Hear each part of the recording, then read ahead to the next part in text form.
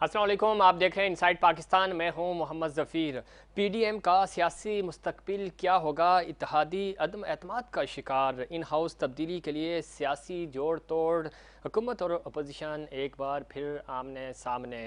PPP, JUIF और लीगी क़यादत के एक दूसरे से शिकवे, पीडीएम में इख्तलाफात खुलकर सामने आ गए। पीडीएम की सरबराही छोड़ दूंगा, मौलाना फजल रहमान की धमकी। वो कह रहे हैं कि बिलावल भुट्टो और मरियम नवाज अपोजिशन इत्तेहाद के फैसले तने तनख्वाह कर रहे हैं और मुझे रस्मी तौर पे सिर्फ सदारत दी गई है। अपोजिशन की एहतजाजी तहरीक दम तोड़ती हुई नज़र आ रही है और उनके जो दावे और वादे थे वो धरे के धरे रह गए हैं। और दूसरी तरफ फजल रहमान ये दावा भी कर रहे हैं कि पीडीएम अपने मकासद में 70% कामयाब हो गई, लेकिन ऐसा नहीं है। जो दावे उन्होंने किए थे उनसे ये ख़ुद वज़ीर-ए-आज़म पाकिस्तान को तो यू टर्न कहते थे, लेकिन ख़ुद हमने देखा कि पीडीएम ने यू टर्न्स लिए हैं। शिबली फराज कहते हैं कि पीडीएम की तबाही के ज़िम्मेदार नो मुलो सियासी वारिस हैं। उनका इशारा मरियम बीबी और बिलावल भुट्टो की तरफ था। और ख़ास तौर पे वज़ीर-ए-आज़म कह रहे हैं कि पीडीएम अमली तौर पे ख़त्म हो चुकी है और सेनेट इलेक्शन में हमारी अक्सरियत और उसके बाद पीडीएम का नाम और निशान भी आपको नहीं मिलेगा। दूसरी तरफ बहुत ही अहम इशू जो कि कश्मीर से रिलेटेड, गुज़श्ता 17 माह में मकबूजा कश्मीर जो है वो इंसानी जेल बना हुआ है। वज़ीर ख़ारजा शाह महमूद कुरैशी कहते हैं कि भारतीय मज़ालिम पर आलमी दुनिया खामोश है, खामोश तमाशाई बनी हुई है, लेकिन पाकिस्तान कश्मीरियों का मुकदमा इंटरनेशनल फोरम पे लड़ता रहेगा और कश्मीरियों को इस जुल्म से निकाल कर दम लेंगे। और शाह महमूद ने क़याम अमन के लिए फ़ंड में $25,000 का अतिया भी दिया है। ये वो इश्यूज़ हैं जिन पे आज हम बात करेंगे। हमारे साथ स्टूडियो में मौजूद हैं जनाब राशिद आलिम साहब, सीनियर तजियाकार हैं, सीनियर सहाफ़ी हैं, जॉइंट सेक्रेटरी हैं वर्ल्ड कश्मीर फोरम के। बहुत शुक्रिया आपने प्रोग्राम में वक्त दिया। उनके साथ तशरीफ़ रखते हैं राजी खान जतोई। जतोई फैमिली का न सिर्फ सिंध बल्कि पाकिस्तान की सियासत में बड़ा अहम किरदार है। इनके वालिद साहब का ख़ास तौर पर, और ख़ुद भी ये इलेक्शन लड़े हैं, GDA के सीनियर रहनुमा हैं। बहुत शुक्रिया आपने प्रोग्राम में वक्त दिया। Thank you so much. उनके साथ तशरीफ़ रखती हैं मोहतरमा लैला परवीन साहिबा, सीनियर रहनुमा हैं पाकिस्तान तहरीक इंसाफ की। बहुत शुक्रिया आपने भी प्रोग्राम में वक्त दिया। लैला साहिबा, गुफ्तगू का आगाज़ आपसे करेंगे। किस तरह देखती हैं पीडीएम? हमें नज़र आ रहा है कि वो आहिस्ता आहिस्ता सुकड़ती हुई नज़र आ रही है। उनका सियासी मुस्तकबिल भी हमें तारीख होता हुआ नज़र आ रहा है। क्या कहेंगी, सेनेट इलेक्शन के बाद आपको नज़र आएंगे ये? बिस्मिल्लाहिर्रहमानिर्रहीम, इय्याका नअब्दु व इय्याका नस्तईन। ज़फ़ीर, आपको याद होगा कुछ दिन पहले मैं आपके प्रोग्राम में आई थी तो उसमें ये बात हो रही थी, तो मैंने आपको ये बात पहले ही कही थी कि ये बहुत जल्द ख़त्म हो जाएगी। असल में बात ये है कि ये इन्होंने जो ग्रुप बनाया था, ये गिरोह जो बनाया था, वो अपने अपने मुफादात के हवाले से बनाया गया था, जिसमें जब इनको ये नज़र आया कि हर बंदा अपने मुफाद की खातिर ही अपने फ़ैसले खुद ले रहा है, जैसे अभी मौलाना साहब का भी स्टेटमेंट आया है और वो इस बात पे आ गए हैं आखिरकार कि भाई मैं तो बरदार होता हूँ इसकी सदारत से भी।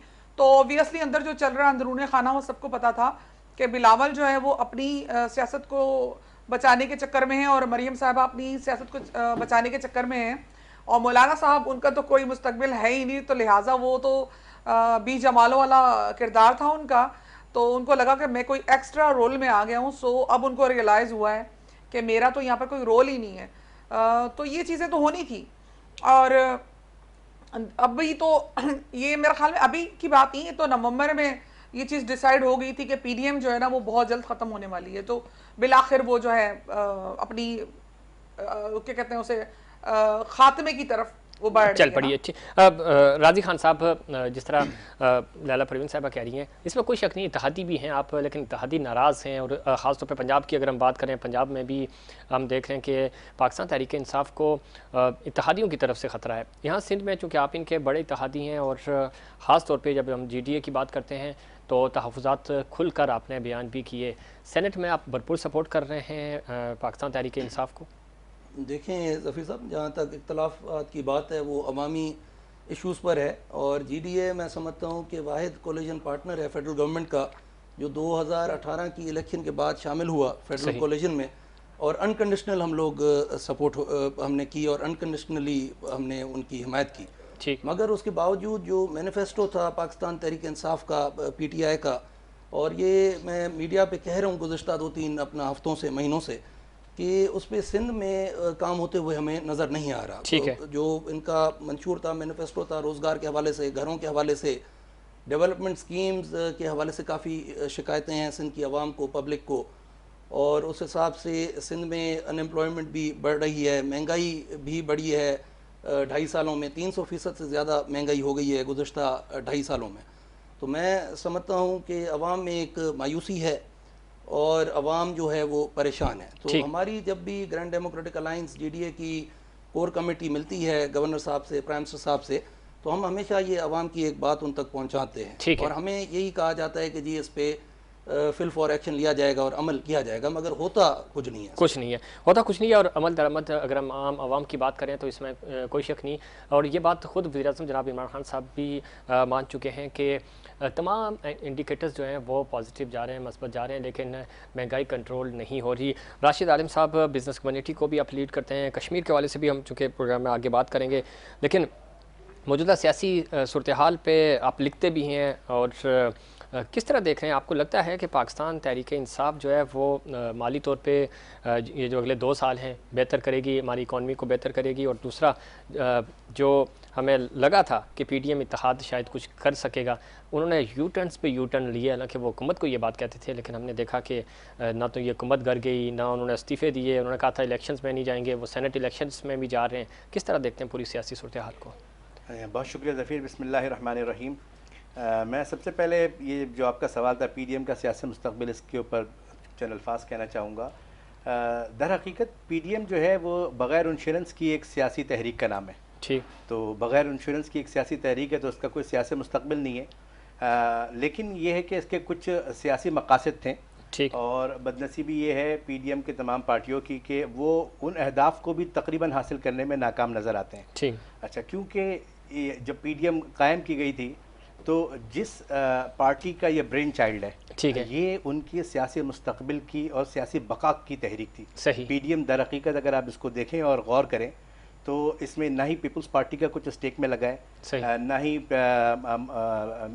जमीयत उलमा इस्लाम, उनका स्टेक पे कुछ है ही नहीं, तो उनका लगा भी नहीं है। और बाकी की तो सारी पार्टी फ़ोटो शूट्स के लिए जमा होती हैं, ठीक है, जिनकी ना अवामी नुमाइंदगी है ना वो कहीं नज़र आते हैं। सही। तो बग़ैर इंश्योरेंस की एक तहरीक का ऐलान कर दिया गया, स्टार्ट किया गया और उसके नताइज सामने आ रहे हैं। और जैसे कि नज़र ये आ रहा है कि जो टारगेट्स इन्होंने सेट किए थे कि 1 साल में अचीव करेंगे, शायद ये 3-1 महीने में जो है इतने दिल बर्दाश्ता होकर ये खुद ब खुद इससे अब इख्तिलाफात इनके खुल के सामने आ गए हैं। इसी पे बात करेंगे। कारी उस्मान साहब ने हमें ज्वाइन किया है, सीनियर रहनुमा है JUIF के।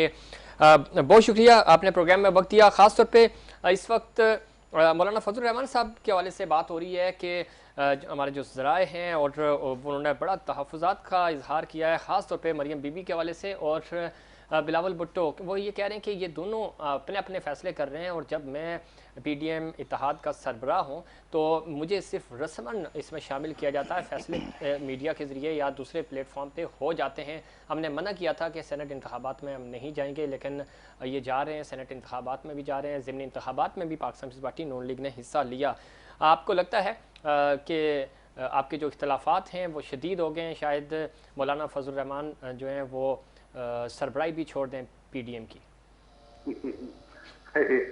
आपकी आवाज़ तो वैसे बस शुरू के जुमला में समझाऊँ और आखिरी ये समझाऊँ कि शायद फजल रहमान साहब सरबराही छोड़ दें। इससे तो पहले एक वजाहत में ये करूँ कि जो आप हजरात मुसलसल हमें JUIF कहते हैं, अब ये पता नहीं है कि ये हमारे साथ तो ये पख क्यों लग रही है, जबकि हमारी जमात का नाम जमीयत उलमा इस्लाम पाकिस्तान है। खैर, तो ये आपने खुद लगाई हुई है ना, हमने थोड़ी ना लगाई सर।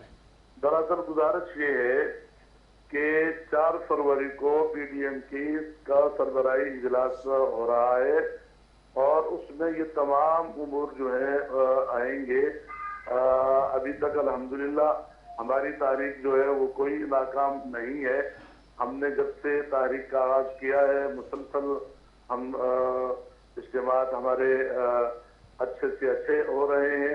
हिकमत अमली में और पॉलिसी में ज़रूर कुछ तब्दीलियाँ होती हैं जो कि ज़रूरी अमर होता है और इसमें न कोई यू टर्न की बात है और न जो है हम राय फरार इख्तियार करेंगे, न हम इस निज़ाम को छोड़ेंगे ना, हम ये इत्तेहाद ना ख़त्म होगा, इंशाअल्लाह ताला अपने मकासद के तरफ हम दवा हैं और ये इत्तेहाद भी कायम रहेगा और हुकूमत जो है इंशाअल्लाह बहुत जल्द अपने अंजाम को पहुंचेगी।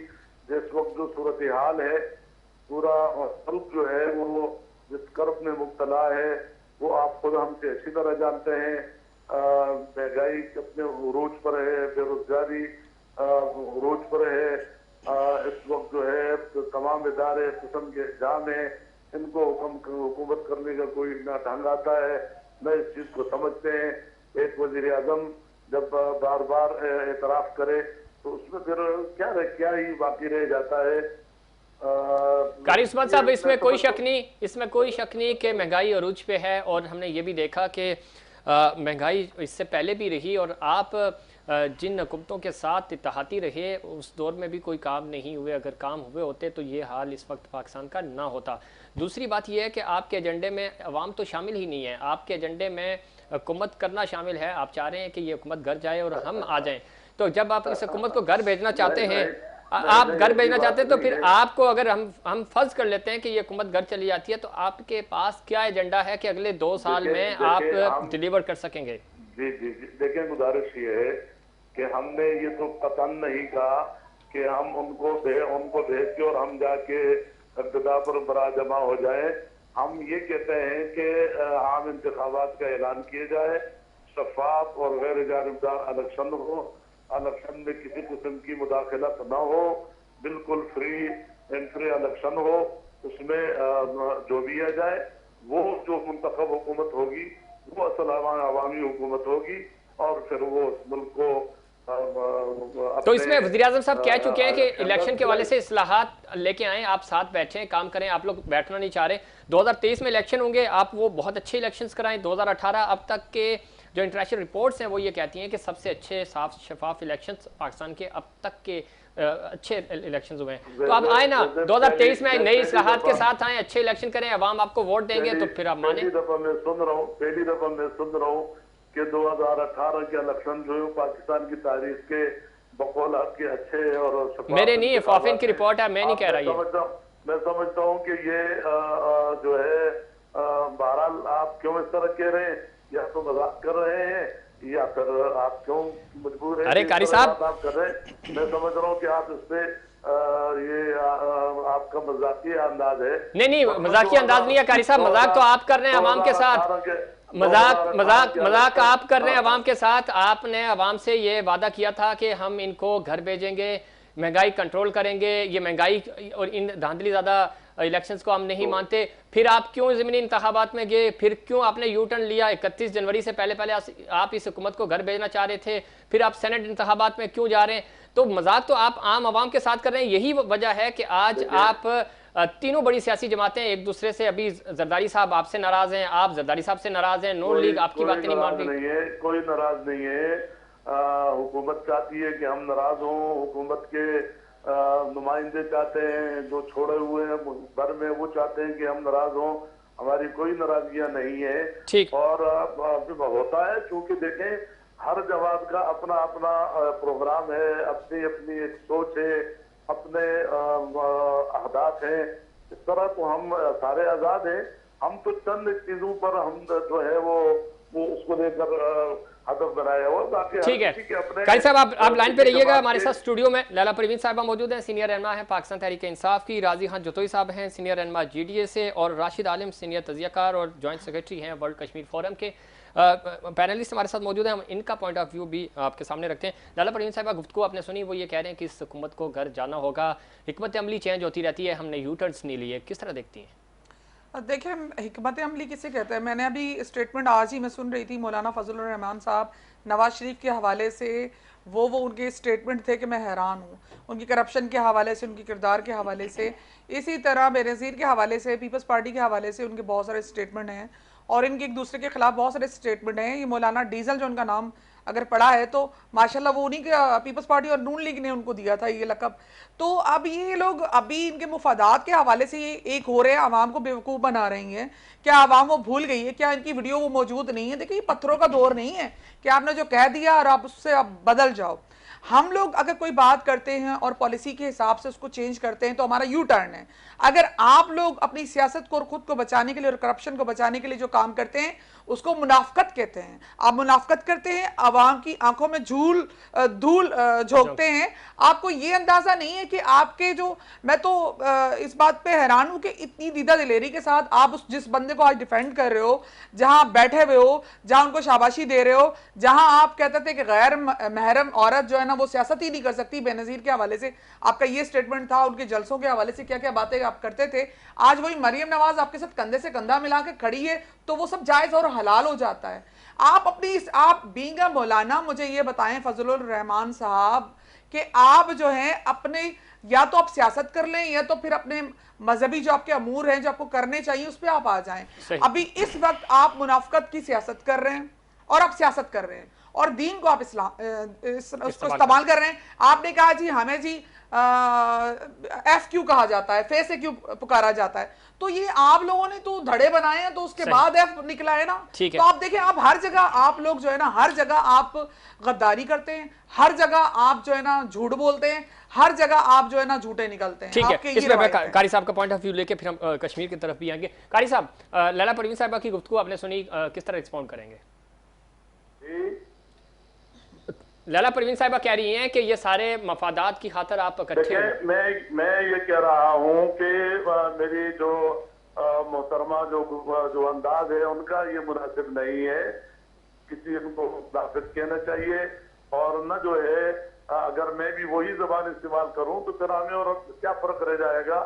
आप देखें कि इस वक्त मसला जो है आवाम का है और आवाम इस वक्त जो यानी आम आदमी है वो आम शहरी तो एक वक्त की रोटी की तलाश में है। आम शहरी के लिए क्या किया है, जो भी आए थे उस वक्त ऐलान किया था कि हम कितने मुलाजिमतें देंगे, हम कितने मकानात देंगे। क्या किया है, क्या क्या आवाम को दिया है?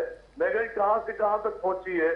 जब ये आए तो उस वक्त कारी साहब इसमें कोई शक नहीं, इसमें कोई शक नहीं, लेकिन आपके पास भी तो प्लान नहीं है ना। अगर आज आपको हुकूमत मिल जाती है तो आप क्या करेंगे? आप देखें भाईजान, आप उनकी तरफ से बात कर रहे हैं या आप अपने इदारे की तरफ से बात कर रहे हैं? मेरी आप जरा थोड़ा सा इदारे की तरफ से कर रहे हैं। आपके पास प्लान नहीं है ना, या तो प्लान हो तो हमें नजर आए तो हम आपको प्लान नजर आएगा, लेकिन जब पहले आम इंतखाबात हो, इंतखाबात का ऐलान हो, ठीक है, इंतखाबात में जो शफाफ और गैर जानबदारी है उसको शफाफियत को बाकायदा उसकी जमानत दी जाए। ठीक है, आम और जब इंतखाबात होंगे, शफाफ इंतखाबात होंगे, उसमें जो क़यादत आएगी वो इंशाल्लाह उसके बाद प्लान भी होगा, उसके बाद ठीक है। भी होगा। कारी साहब आपका पॉइंट ऑफ व्यू आ गया। कारी साहब आप को भी चलाने के होंगे, लेकिन ये तो कोई बात नहीं है कि कभी मैं कुछ नाम दे दूं, मैं वो फलां कुछ नाम दे दूं। इस तरह तो हमारे पास लेने लगी हुई नाम नहीं, काम की बात हो रही है। नाम से तो कुछ नहीं होगा, काम करना होगा। नहीं, मेरी बात सुने ना, अभी जो कुछ आपने सुना मैंने तो गुफ्तगू नहीं की। ठीक है, ये तो मैं भी कर सकता हूँ। मैं जो है मैं मुनाफिक भी कह सकता हूँ, मैं यहूदी एजेंट भी कह सकता हूँ, मैं बहुत कुछ कह सकता हूँ। लेकिन आप लोगों ने कहा है, आप लोगों ने कहा है। अच्छा कारी साहब, नहीं हम उस तरफ जाना नहीं चाह रहे। हम सरदारी के बारे में नहीं कहा, अपने मुल्क के बारे में नहीं कहा। लाला साहब हम उस तरफ जाना नहीं चाह रहे, हम चाह रहे हैं कंस्ट्रक्टिव गुफ्तगू हो, उसको बर्दाश्त करें प्लीज। बात इस वक्त की हो रही है, जो इस वक्त बात हो रही है मैं वो बात कर रहा हूँ। ठीक है, कम से कम ये ऊट पटाख की लगाने से ये कोई मकसद नहीं है। बात ये है कि आप इश्यूज पर आए, आपने क्या किया है, आपने कौम के लिए क्या किया? ठीक है, कारी साहब लाइन पे रहिए। कारी साहब आप लाइन पे रहिएगा, आपकी मौजूदगी का फायदा उठाते हुए, चूंकि हमारा जो दूसरा अहम मौजू है वो कश्मीर है, तो उसका भी मैं गुफ्तगू में आपको शामिल करूंगा। आप लाइन पे रहिएगा। राशिद आलम साहब, किस तरह देखते हैं, खासतौर पे अगर हम कश्मीर की बात करें तो पिछले आज वज़ीर ख़ारजा शाह महमूद कुरैशी साहब ने भी कहा है कि गुज़श्ता 17 माह में मकबूजा जम्मू कश्मीर जो है वो इंसानी जेल बना हुआ है। आप चूँकि कश्मीर के लिए काम करते हैं, कश्मीर कॉज के लिए वर्ल्ड वाइड आपने कैंपेन चलाई हुई है, आपको लगता है आलमी बरादरी जो है उसकी जो खामोशी है उस खामोशी को आप तोड़ सकेंगे? जी बिल्कुल, देखिए कश्मीर के हवाले से जो सबसे पहली बात हमने रियलाइज़ की है गुज़श्ता ये 1 डेढ़ साल की जो हमारी वर्ल्ड कश्मीर फ़ोरम की कैंपेन है, जो हमारे माहिरीन ने जो काम किया है, जो हमारे राब्ते हैं हुकूमती सतह पर, बैनुल-अक़वामी सतह पर और मकामी सतह पर, तो हमने जो एक चीज़ हमें रियलाइज़ हुई है कि कश्मीर के इशू पे यूनिटी ऑफ कमांड हमारे पास नहीं है। सही। और इस मसले के ऊपर हम अलग अलग सिमतों पे सोचते हैं और अलग अलग तरीक़े से जो है वो अहदाफ़ को हासिल करने की कोशिश कर रहे हैं। तो सबसे पहली ज़रूरत ये, क्योंकि 5 फरवरी करीब है, यौम यकजहती कश्मीर का दिन आ रहा है, पूरी दुनिया इस दिन को सेलिब्रेट करती है, हम भी पाकिस्तान में उस हवाले से बहुत एक्टिविटीज़ करते हैं।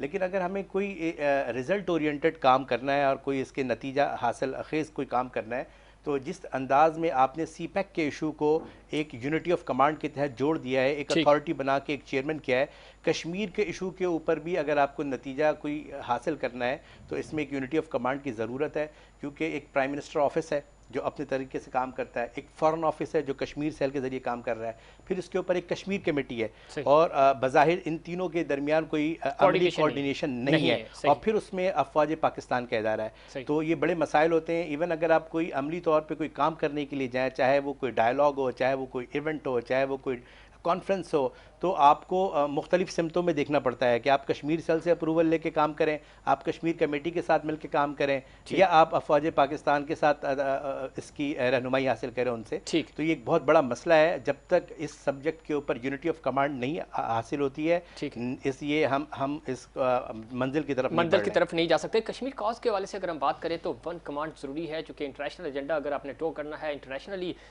कश्मीर का इमेज बेहतर करना है, तो उसके लिए आपको एक कमांड का होना ज़रूरी है। तमाम जो छोटे छोटे आपके इदारे बने हुए हैं, चाहे वो फॉरेन ऑफिस हो, चाहे कश्मीर कमेटी हो, उनको सिंक होना होगा। सिंक होंगे तो आपका एक फार्मूला, एक टारगेट होगा। इस पर मज़ीद बात करेंगे, लेकिन उससे पहले एक कमर्शियल ब्रेक।